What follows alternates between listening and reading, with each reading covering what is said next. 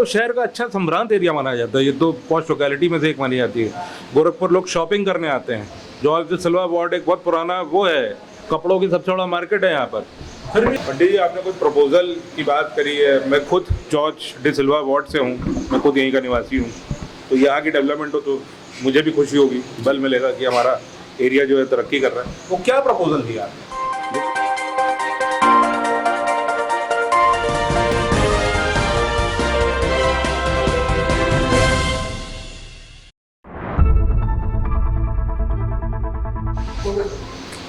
नमस्कार दोस्तों, सुबह से डिजिटल भारत शुद्ध लोकल की टीम फील्ड में घूम रही है। आज का आखिरी पड़ाव कांग्रेस कार्यालय जॉर्ज डी सिल्वा वार्ड, जो कि हमारे मोहल्ला भी है, हमारे बचपन के मित्र। यहाँ पर पुराने कांग्रेस पार्टी के सदस्य श्री बंटी रितेश गुप्ता, जिनको लोग प्यार से बंटी बोलते हैं, वो इस यहाँ से चुनाव टीम वर्क में लड़वा रहे हैं। और यहाँ की कैंडिडेट है श्रीमती सविता ब्रिजभूषण यादव। बंटी जी, आपका स्वागत है हमारे चैनल में। बंटी जी, आप थोड़ा बताएं इस वार्ड में क्या काम हो रहा है, क्या हुआ है और क्या नहीं हुआ है। देखिए, मैं बताना चाहता हूँ पहले तो ये कि ये वार्ड जो है, ये वार्ड बस्ती वाला क्षेत्र ज़्यादा है इसमें।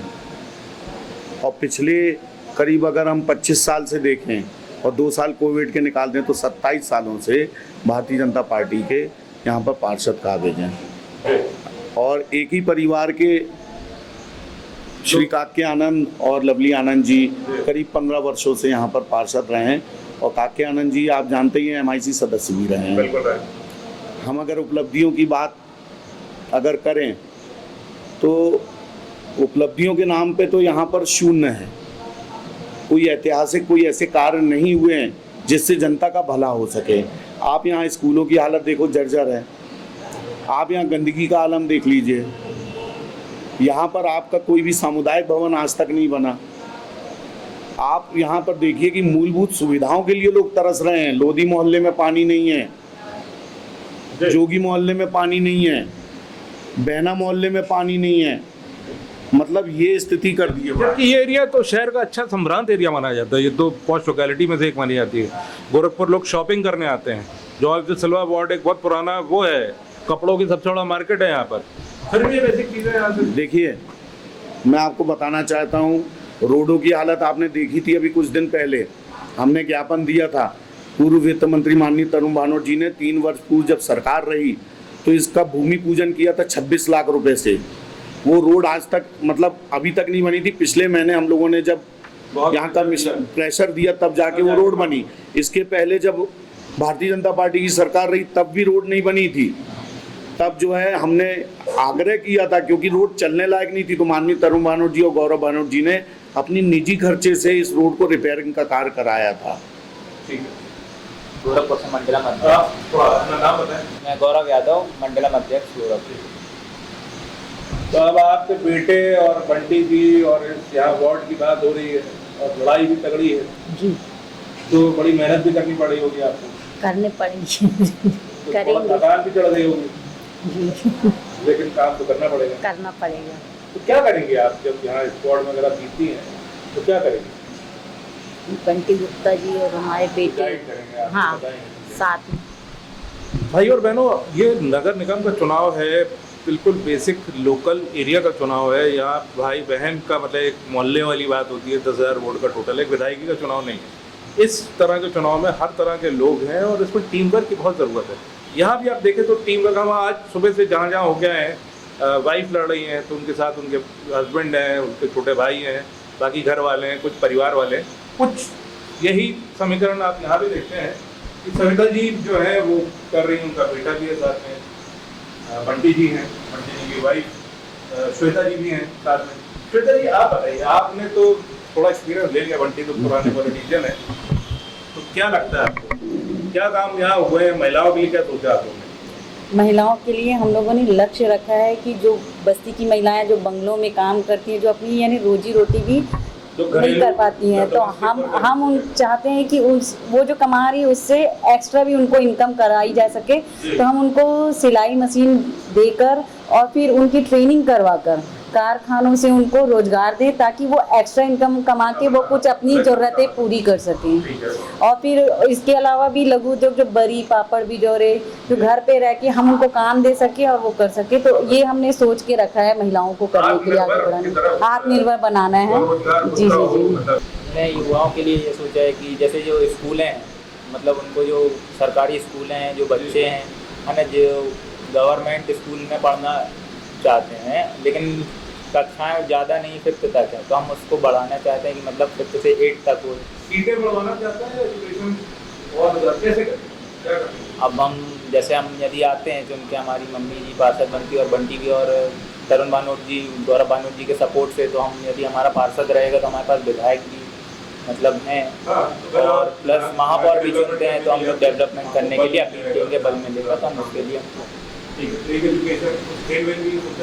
खेल वगैरह के लिए जो बच्चे खेल में इंटरेस्ट लेते हैं तो उनके लिए भी हम लोग चाहेंगे कि उन लोग को भी खेल से जोड़ें और सभी के लिए हम लोग में बंटी सबसे ज़्यादा एक्सपीरियंस तो आप ही का इस पूरे टीम में है ना, तो आप काफ़ी सालों से आप जमीन कार्य करते हैं और जमीन से जुड़े हुए बिल्कुल वो हैं। क्या करने वाले आप इस बोर्ड की? देखिए, एक सबसे बड़ी समस्या थी कि हम लोग 65 वर्षों से यहाँ पर जो निवासी हैं, यहाँ पर क्या था, आबादी की भूमि थी, इनके खसरे भी नहीं थे, बटांग नहीं थे, पट्टे भी नहीं थे, जिसकी लड़ाई हम लोगों ने बहुत लंबे स्तर तक माननीय तरुण बानोट जी के नेतृत्व में लड़ी।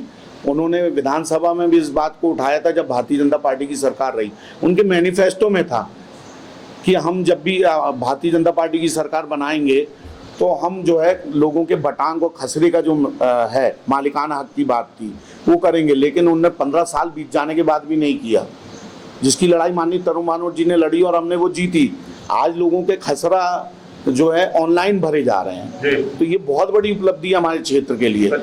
इसके साथ ही साथ हमने बहुत से ऐसे छोटे छोटे भवन थे जो जर्जर स्थिति में थे, कई सामाजिक भवन थे, क्योंकि यहाँ पर जगह अभी हम लोग नहीं ढूंढ पाए सामुदायिक भवन के लिए, क्योंकि यहाँ जो भी पार्षद रहे, देखिए गरीब बस्ती होने के साथ साथ क्या था कि यहाँ पर जो भी मांगलिक कार्यक्रम होते रहे, अगर सनातन मंदिर एक छोटी सी जगह है, अगर वहाँ उपलब्ध ना हो तो लोगों को बहुत मुश्किल होती है, रोड में अपने कार्यक्रम करने के लिए मजबूर थे।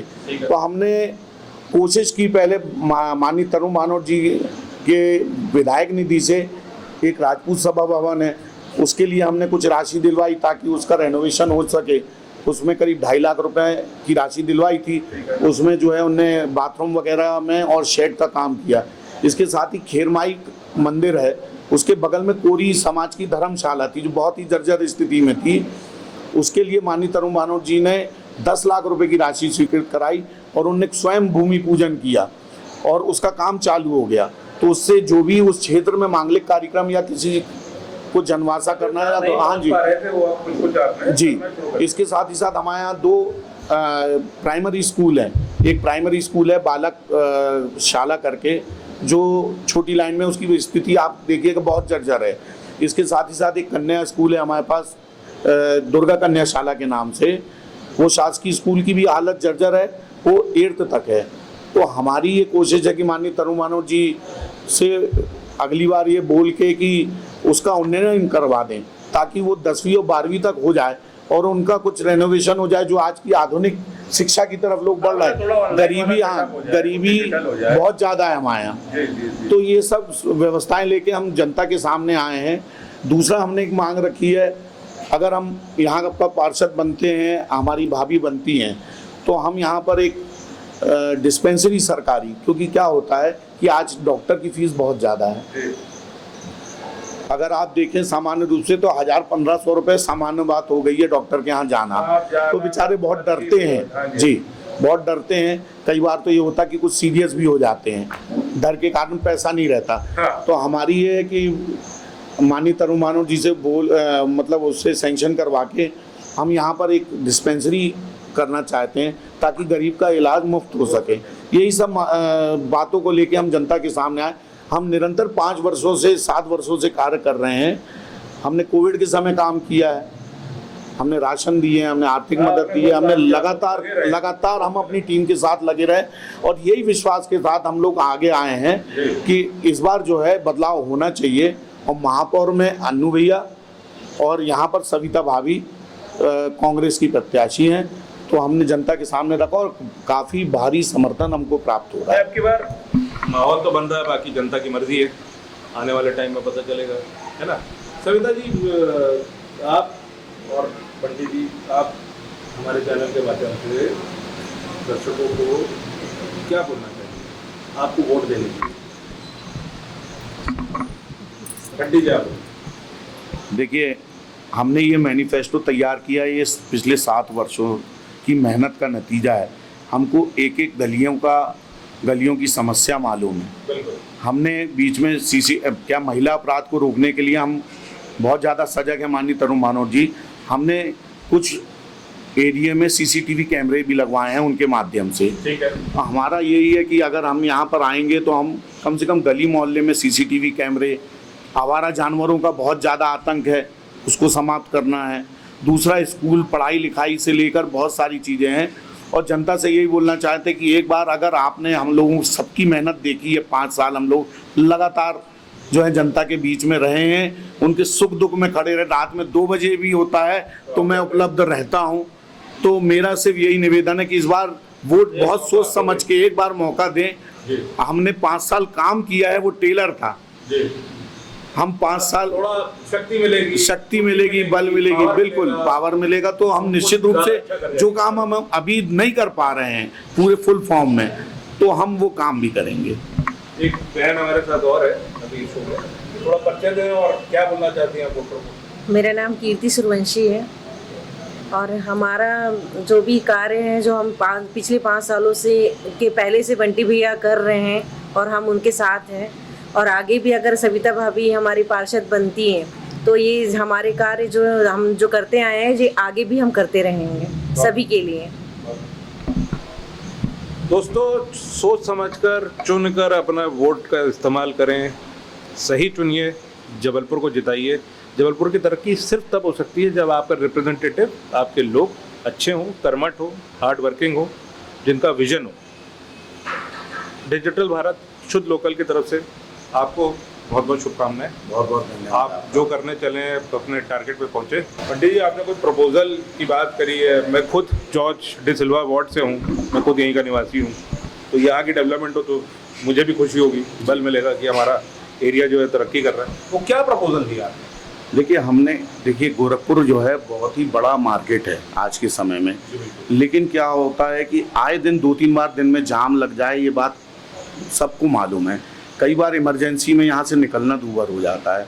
तो हमने एक मांग रखी जिसके लिए हम निरंतर प्रयासरत हैं, हमने ज्ञापन भी दिए हैं और माननीय तरुण भानोट जी से बात भी रखी है हमने। उनको भी ये इस बात को बताया है कि जाम से एक ही चीज़ मुक्ति दिला सकती है, वो है यहाँ पर हावबाग की लिंक रोड। ठीक है। अगर हावबाग स्टेशन के पास से लिंक रोड सीधे आदि शंकराचार्य छोटी लाइन निकलती है तो जिन लोगों को चौथे पुल से मदन महल साइड जाना है तो वो ये मार्केट ना होके जाएंगे। दूसरा, वहाँ पर इतनी जगह मिल जाएगी कि यहाँ पर पार्किंग की व्यवस्था नहीं है, तो हमने ये बात भी रखी है कि वहाँ मल्टी लेवल पार्किंग भी हो जाए, तो एक गोरखपुर व्यवस्थित मार्केट बन जाए, इसके लिए भी हमने प्रयास किया है। यदि आप ये बताइए कि शहर में आपकी भी तो इच्छा होगी कुछ अच्छा हो जाए, हमारे जो अगली पीढ़ी है उनके लिए बहुत अच्छा मिले, कुछ हो पाए।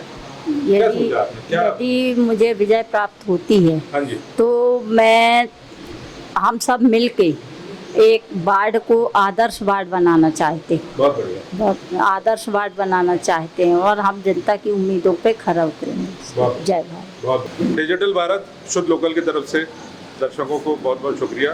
Thank you.